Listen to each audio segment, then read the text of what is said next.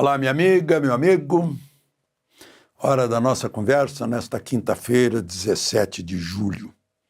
Em 2007, está fazendo 18 anos hoje, o TAM 3064, que vinha de Porto Alegre, não parou na pista de Congonhas, saiu da pista e foi tomado pelo fogo. 299 mortos, eu diria 300, porque tinha um bebê no ventre de uma mãe. E isto é uma gravação, eu estou pousando em Congonhas nesta quinta-feira, pela TAM. Espero chegar bem. Vamos então aos assuntos de hoje. Lembre-se de se inscrever, se ainda não fez isso, e ao final de deixar o gostei ou não gostei.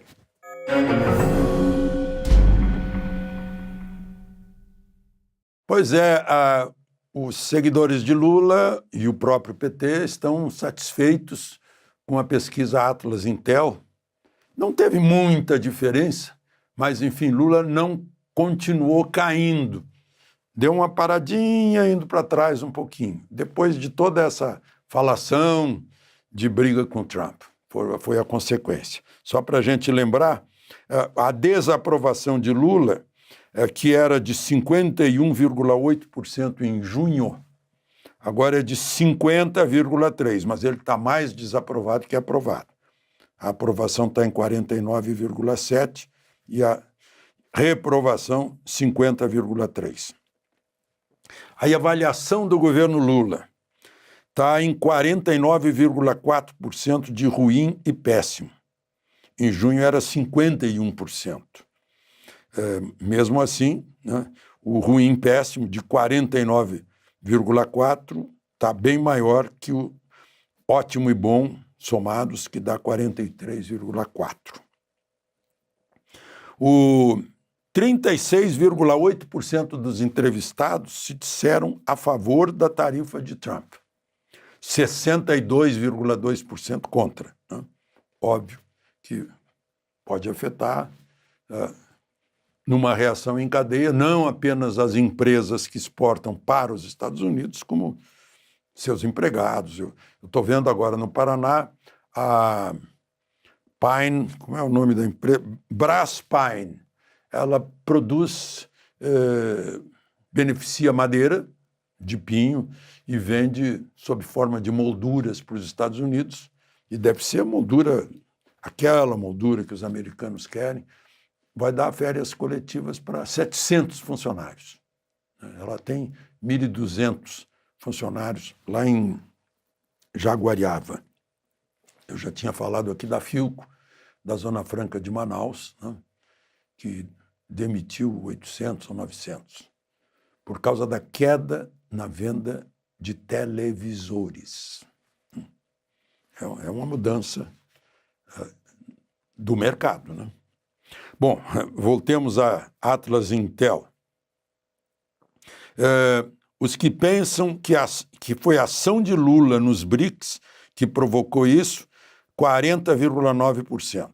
Os que pensam que foi a ação do Eduardo Bolsonaro com Trump, 36,9%. Os que têm percepção de que foi uma reação ao Supremo, 16,9%. E os que acham que foi uma ação puramente comercial, 3,5%. Né? Que a ação de Trump seria uma ameaça à soberania, né? A percepção é de 50,3%. 47,8% acham que não está ameaçando soberania coisa nenhuma. Bom, eu vi um aviso do Departamento de Estado. Na semana passada eu contei para vocês que os americanos, olha, se continuarem com essa ideologia de Lula dentro da Organização dos Estados Americanos, a gente simplesmente não entra mais com 50% da sustentação da OEA. E aí o que aconteceu? O Itamaraty orientou os seus delegados lá na Organização dos Estados Americanos na hora de votar conselheiro do Brasil para o Conselho Internacional de Direitos Humanos, da OEA não votaram e o brasileiro perdeu feio para o mexicano. Parece que era para avisar, olha, menos gente aqui do Brasil na área dos direitos humanos que está examinando. Né? Veio aqui aquele Vaca, né? Sobrenome Vaca. Enfim, um dos pontos delicados da OEA é a Comissão de Direitos Humanos. Bom, mas eu queria dizer para vocês que eu confesso que tive uma percepção errada da vontade de Moraes, né, na questão do IOF, que anteontem eu falei para vocês que ele certamente iria ficar ao lado do Congresso, porque ele reconhecia que o aumento da alíquota do IOF era para arrecadar, e esse não é o objetivo do IOF. A arrecadação tem que ser projeto de lei de imposto, né?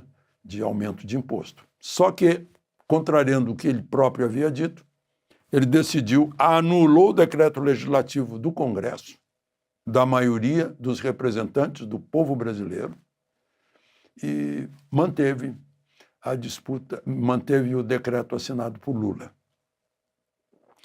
Aí eu lembro de José Dirceu, quando insistia, ele não tem mais falado nisso ultimamente, em que o Supremo não tem que ser Supremo, tem que ser um tribunal constitucional, para não ter funções políticas, para aplicar simplesmente a Constituição.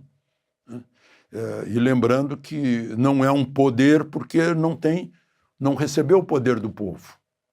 Isso José Dirceu, é a teoria de José Dirceu. Quem recebeu o poder do povo é que é poder. O executivo, o presidente do executivo, né?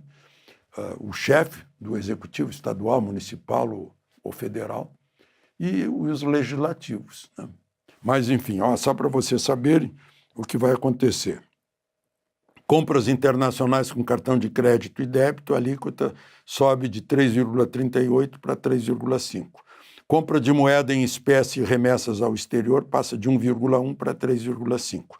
Empréstimos a empresas, a alíquota diária de IOF dobra de 0,0041 para 0,0082. Dobra.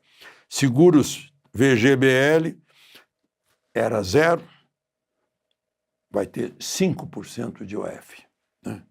É uma previdência que as pessoas aderem a essa previdência sonhando com a alíquota 0. E aí vira um pesadelo. Fundos de investimentos em direitos creditórios passam a ter cobrança de 0,38. Cobrança de IOF sobre operação de risco sacado. Moraes entende que a medida criou uma nova base de tributação e ultrapassou os limites legais para decretos presidenciais. Só aí ele diz, olha, não é aqui que pode mexer. Aqui está criando imposto. Mas lá no VGBL, por exemplo, acho que está criando imposto. Mas, enfim, o governo está querendo arrecadar até o fim do ano, tirar do pagador de impostos, do trabalhador, do que tem suor e desgaste, 10 bilhões mais ou menos até o fim do ano. Bom, uma outra questão, né, a propósito. A Veja está divulgando que o cartão corporativo do presidente Lula, neste mandato, até 30 de abril, já passou de 55 milhões, citando como fonte o Tribunal de Contas da União. Mais exatamente, 55.497.145,48.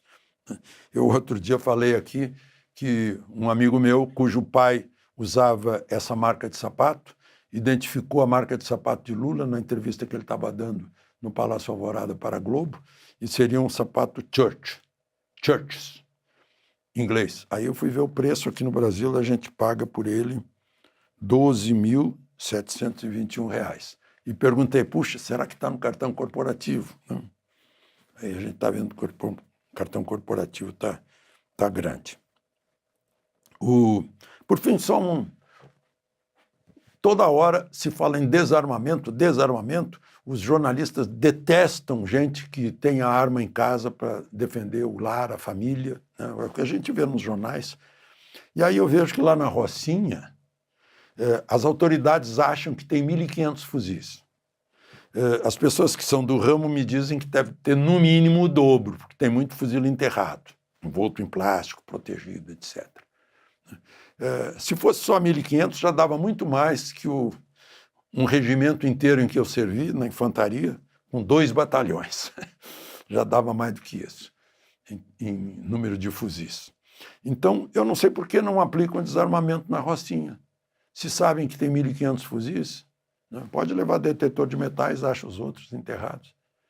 Mas não aplicam lá tudo isso que falam de desarmamento aí nos jornais. De Brasília, Alexandre Garcia.